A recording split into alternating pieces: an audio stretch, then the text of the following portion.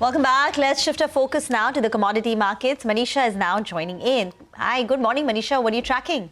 Thank you for that, Rima. Well, I'm looking at the crude oil prices because the last 2 weeks have seen some gains, and this week in Asia has also started on a positive note, as you can see, for the crude oil prices, more than 0.5% higher, and this is on the back of geopolitical tensions, the kind of statements that we've seen come in from Europe and also West Asia for that matter.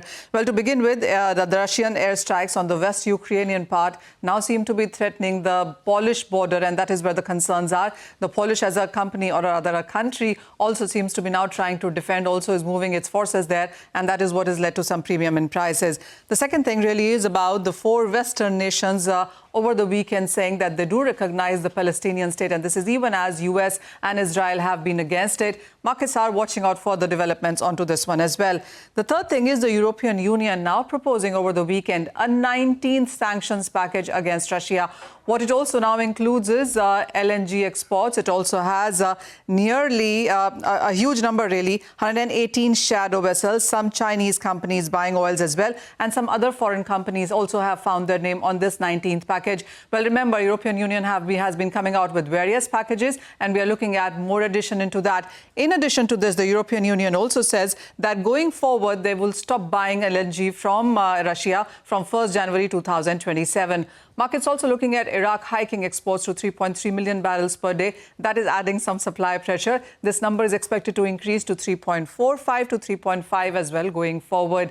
And then, remember, this is the hurricane season at the Atlantic, and a second tropical storm, Gabrielle, has strengthened into a hurricane. The landfall is anticipated in the next 2 to 3 days, and if there is any disruption at all, we will see higher prices there. Remember, nearly 17% of Russian refining capacity is shut at this point in time, so any supply disruption will add further premium into prices going forward.